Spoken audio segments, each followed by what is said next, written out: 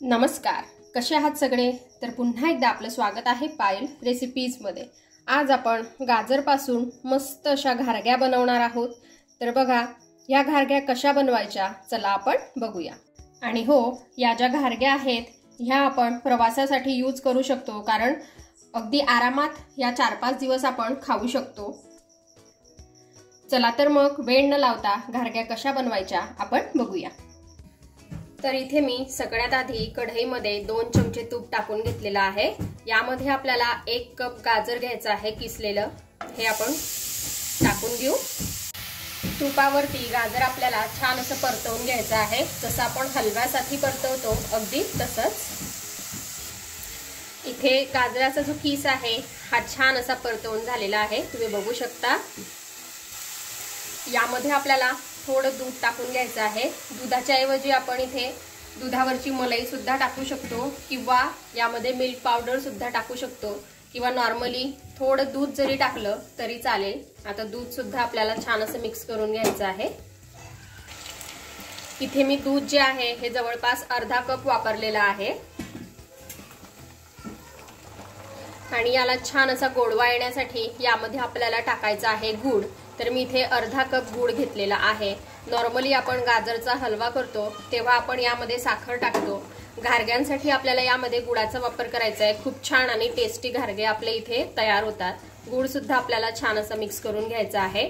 आणि आजचे जे आपले घारगे आहेत ते अगदी मस्त आहेत, लहान मुलांना तर भरपूरच आवडतात। तुम्ही एक वेळेस नक्की ट्राय करून बघा। आणि आवडली तुम्हाला आजची रेसिपी तर लाईक करा, फॅमिली आणि फ्रेंड्स सोबत शेअर करा, आणि अशा छान छान रेसिपीज बघण्यासाठी पायल रेसिपीजला सबस्क्राइब करून ठेवा। तर बघा, इथे मी हे छान असं मिक्स करून घेतलेलं आहे। गूळ टाकल्यामुळे हे मिश्रण जे आहे हे अजून पातळ झालेलं आहे, याला आपल्याला छान असं घट्ट करून घ्यायचं आहे।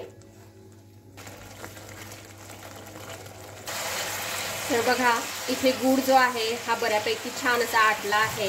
मिश्रण इथे आपलं छान असं झालेलं आहे। अजून थोडा वेळ आपल्याला अशाच प्रकारे याला हलवून घ्यायचा आहे, म्हणजे थोडाफार जो गूळ आहे तो अजून छान असा यामध्ये आटेल। इथे मी 1 इलायची घेतलेली आहे, हिला छान अशी तोडून घेतलेली आहे।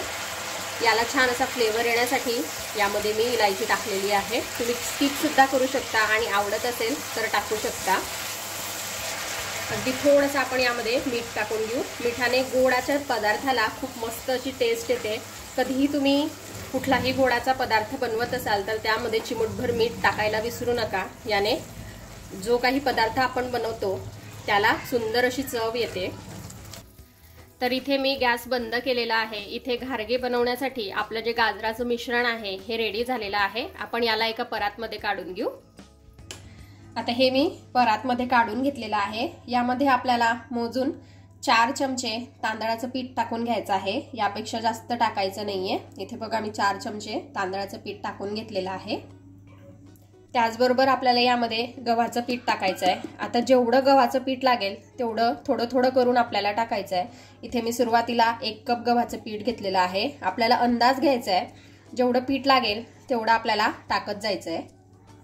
आणि नॉर्मल आपण पुरीसाठी जसा डो बनवतो तसा डो आपल्याला याचा तयार करून घ्यायचा आहे। इथे मी पूर्ण 1 कप पीठ टाकून घेतलेलं आहे। तर इथे 1 कप जे आपलं पीठ आहे हे अगदी पुरेसं झालेलं आहे, आणि 4 चमचे आपण यामध्ये तांदळाचं पीठ टाकून घेतलेलं आहे। बघा, अशा प्रकारे आपल्याला जसं आपण पुरीसाठी पीठ मळतो तसंच आपल्याला हे मळून घ्यायचं आहे। आता अगदी 5 मिनिटासाठी आपण याला बाजूला ठेवून देऊ। इथे आता 5 मिनिटं झालेली आहेत। थोडा गोळा आपल्याला याचा तोडून घ्यायचा आहे आणि छान असा गोल करून घ्यायचा आहे। आता इथे या गोळ्याला मी थोडंसं तेल लावून घेतलेलं आहे। याला आपल्याला आता छान असं लाटून घ्यायचं आहे, जसं आपण पुरीसाठी लाटतो अगदी तसंच आपल्याला हे लाटायचं आहे। तर बघा, इथे मी हे छान असं लाटून घेतलेलं आहे। पोळीपेक्षा थोडंसं जाड ठेवलेलं आहे, जसं आपण पुरीसाठी ठेवतो अगदी तसंच। तर बघा, काठाने जे आहेत याला भेगा पडलेल्या आहेत, तर हे असंच लाटलं जातं, म्हणून आपल्याला अशा प्रकारे लाटून याला कट करून घ्यायचं आहे। किंवा आपण एक छोटी छोटी पुरी लाटून सुद्धा कट करू शकतो, पण असं आपल्याला अगदी सोपं जातं। थोडीशी मोठी एक पोळी आपल्याला लाटून घ्यायची आहे आणि अशा प्रकारे कट करून घ्यायचं आहे। तर बघा इथे आपल्या मस्त अशा छोट्या छोट्या ज्या पुऱ्या आहेत म्हणजे ज्या घारग्या आहेत त्या तळण्यासाठी रेडी झालेल्या आहेत। इथे मी तेल गरम करून घेतलेलं आहे। मस्त असा जे आपल्या घारग्या आहेत हे आपल्याला तळून घ्यायच्या आहेत। आजच्या ज्या आपल्या घारग्या आहेत त्या अगदी मस्त आहे, स्वीट आहे आणि अशा छान छान स्वीट रेसिपीज तुम्हाला बघायच्या असतील तर आय बटनवर जाऊन नक्की बघा। मी भरपूर साऱ्या स्वीट रेसिपीज याआधी टाकलेल्या आहेत। तर बघा ही छान अशी तळून झालेली आहे। अशाच आपण सर्व तयार करून घेऊ।